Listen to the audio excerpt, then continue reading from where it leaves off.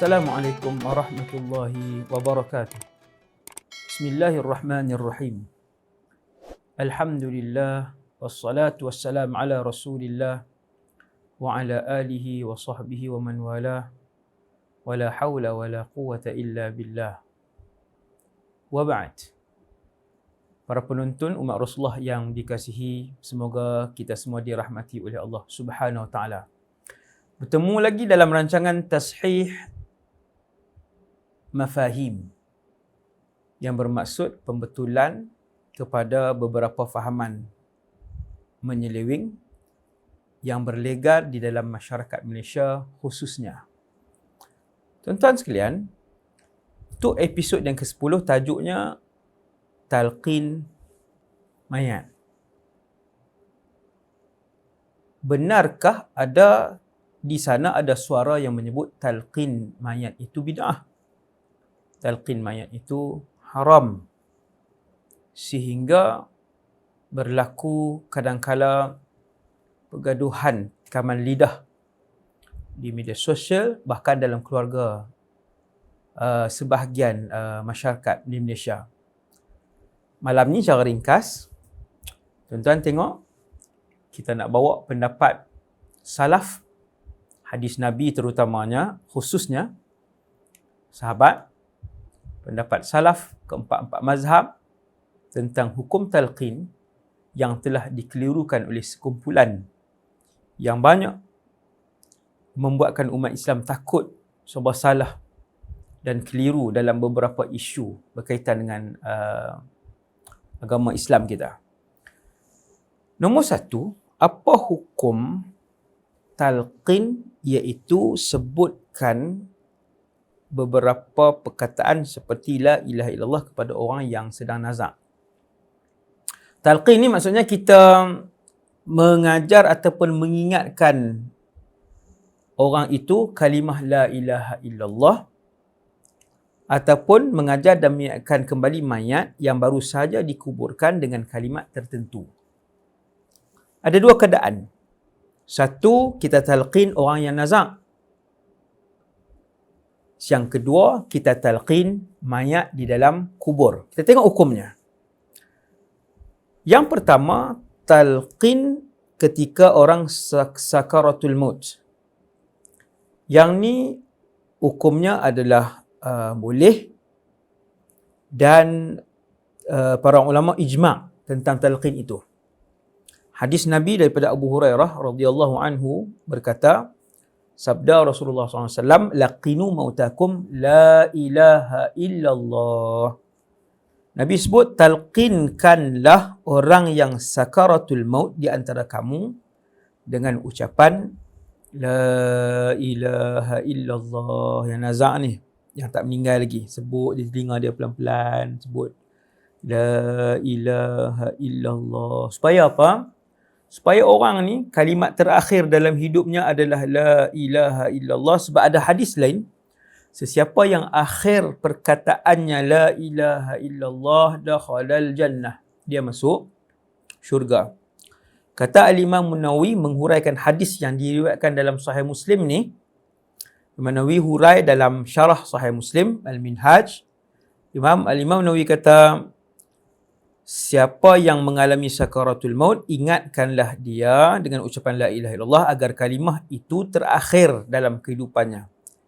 Sebab ada hadis, siapa yang akhir kalamnya la ilaha illallah, maka ia masuk syurga. Perintah talqin ini adalah perintah anjuran, dan para ulama telah ijma' tentang talqin ini. Hak ni hak hidup. Ijma'. Kita sibuk bergaduh, bid'ahkan orang, haramkan orang, kelirukan orang. Hak sunat ni tak ada siapa buat juga. Hak sibuk nak kelirukan orang dengan bid'ah talqin mayat. Hak hukum talqin kepada orang hidup ni dia pun tak buat juga. Hak tu yang masalahnya. Sepatutnya bila ayah, mak, saudara ke siapa ke, kita sebutkan di telinga dia pelan-pelan kan. Kalau dia dah sebut, tak payahlah ulang, itu menyakitkan dia kan. Kalau dia dah sebut dan itu adalah perkataan terakhir dia, maka cukuplah. Kata Imam Nawawi, tidak perlu lagi mengulangi talqin. Kecuali setelah dia ucap itu, la ilaha illallah, ada lagi dia ucap benda lain. Duk sembang pula. Tanya, abang hang tak balik ke? Duk sembang hak lain pula.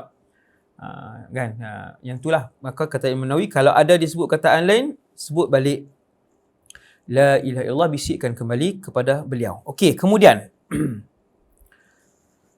talqin kepada mayat setelah pengebumian, apa pula hukumnya? Dalil-dalil talqin banyak, antaranya yang diriwayatkan oleh Al-Imam At-Tabrani daripada seorang sahabat yang namanya Abu Umamah Al-Bahili. Abu Umamah Al-Bahili. Dan kata Hafiz Ibn Hajar, ada lagi riwayat-riwayat lain yang semakna dengan hadis Abi Umamah tadi ni dalam kitab Talkhis Al-Habir. Walaupun hadis yang menjadi dalil kepada talqin ini adalah hadis yang dhaif jiddan, tetapi ia telah menjadi kuat litalaqqil ulama bil qabul. Tuan-tuan para pendengar yang dirahmati Allah sekalian, saya melihat sebuah tulisan Ustaz Iqbal Zain tentang talqin ketika pengubian adalah sunnah. Tajuk. Kata Ustaz Iqbal, hafizahullah, sungguh pun hadis talqin ini bertaraf dhaif jiddan. Penerimaan ulama secara meluas, disebut dalam istilahnya talaqqi bil qabul, terhadap hadis ini menyebabkan statusnya naik kepada sahih dan mutawatir. Hal tersebut dijelaskan oleh Imam Ibn Hajar Al-Asqalani dalam Nuzhatun Nazar.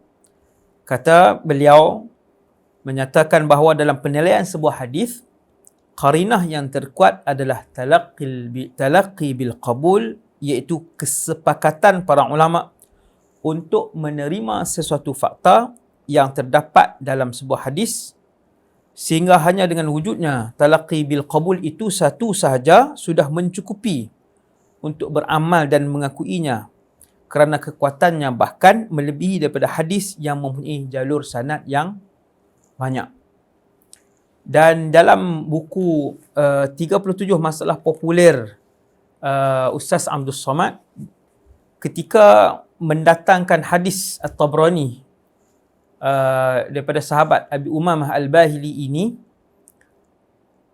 beliau menukilkan Imam Ibn Hafiz Ibn Hajar Al-Asqalani sebut wa isnaduhu salih wa qad qawwahu ad-Dhiya fi ahkamihi, sanad hadis itu baik, dikuatkan Imam Dhiyauddin dalam kitab ahkamnya. Jadi tuan-tuan yang dirahmati Allah SWT sekalian, sudah sangat jelas kepada kita tentang hukum talqin kepada mayat setelah pengebumian itu adalah sunnah. Berdasarkan kepada hadis Abi Umamah yang diriwayatkan oleh Al-Imam At-Tabrani dalam kitab beliau. Sebab itu, tuan-tuan tengok, dalam mazhab Asy-Syafi'i, Al-Imam Nawawi sebut dalam kitab Majmu' apa? Yustahabbu talqinul mayyit aqiba dafnihi fayajlisu 'inda ra'sihi ithnan. Disunnahkan mentalqin mayat segera setelah menguburnya, di mana seorang duduk di depan kepala mayat dan berkata fayajlis 'inda ra'sihi insan. Maafkan saya. Seorang duduk di depan kepala mayat dan berkata, wahai fulan, anak fulan, sampailah habis talqin itu. Tuan-tuan, jadi dalam mazhab Syafi'i, Al-Imam Nawawi dalam Majmu' jilid kelima muka surat 303, Imam Nawawi sebut apa? Yustahabbu talqinul mayyit aqiba dafnihi fayajlisu 'inda ra'sihi insan. Disunnahkan mentalqin mayat segera setelah menguburkannya, di mana seseorang duduk di depan kepala mayat dan berkata, wahai fulan bin fulan, Aku mengingatkan kamu, wahai fulan bin fulan, aku mengingatkan kamu. Itulah yang dilakukan di Malaysia khususnya. Di mana bid'ahnya? Kenapa disesatkan? Kenapa umat Islam dikelirukan oleh segelintir kecil kelompok dalam Malaysia ni? Inna lillahi wa inna ilaihi raji'un. Kepada kelompok ini, bertakwalah kepada Allah. Tuan-tuan sekalian, itu pendapat dalam mazhab Syafi'i. Cukuplah kita mazhab Syafi'i. Bumi Malaysia, bumi Syafi'i. Sekalipun ia, maksudnya dimakruhkan oleh pendapat mazhab lain, hormatlah mazhab arus perdana di bumi Malaysia. Yang peliknya, mazhab lain pun menyebutkan bahawa sunnah. Saya ambil Al-Imam Al-Mawwaq Al-Maliki dalam kitabnya, "Idza udkhila al-mayyit qabrahu fa innahu yustahabbu talqinuhu fi tilka as-sa'ah wa huwa fi'lu ahli al-madinati as-salihin min al-akhyar." Jika mayat telah dimasukkan ke dalam kuburnya, maka sesungguhnya disunahkan pada saat itu mentalqinkannya pada saat itu. Hal ini merupakan perbuatan penduduk Madinah yang soleh lagi baik. Itu mazhab Maliki. Mazhab Hanafi, Al-Imam Az-Zaila'i dalam kitabnya Tabyinul Haqaiq, Syarah Kanzud Daqaiq, juzuk 3, muka surat 153 sebut apa? Inna talqinal mayyiti masyru'un li'annahu tu'adu ilaihi ruhuhu wa aqluhu wa yafhamu ma yulaqqan. Sesungguhnya mentalqin mayat itu disyariatkan sebab rohnya dikembalikan kepadanya. Begitu pula akalnya, akal mayat. Dia memahami apa yang ditalqinkan, yang diajarkan. Itu kita panggil, wahai fulan bin fulan, ketahuilah sebentar lagi sekian-sekian. Dan yang paling menarik sekali dalam mazhab Hambali, yang sebahagian orang mengaku dia mazhab Hambali. Tapi tak ambil pun pendapat mazhab Hambali sebab tak ada mazhab.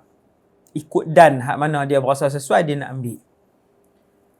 Mazhab Hambali, Al-Imam Al-Buhuti Al-Hambali dalam kitab Syarah Al-Muntaha Al-Iradah jilid 1 muka surat 374 menulis, wa sunnat talqinuhu ay al-mayyit ba'da ad-dafn 'inda al-qabri li hadits Abi Umamah Al-Bahili radhiyallahu anhu.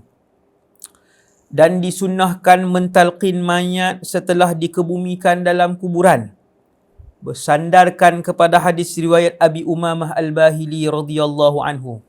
Sebab tu kita sebut, walaupun hadis Abi Umamah tadi ni sebahagian ulama bagi tahu dia dhaif jiddan, tetapi seperti yang saya bacakan pendapat Imam Ibn Hajar tadi, walaupun dia dhaif jiddan, penerimaan ulama secara meluas, talaqi bil qabul, menyebabkan statusnya naik kepada sahih dan mutawatir, kata Imam Ibn Hajar.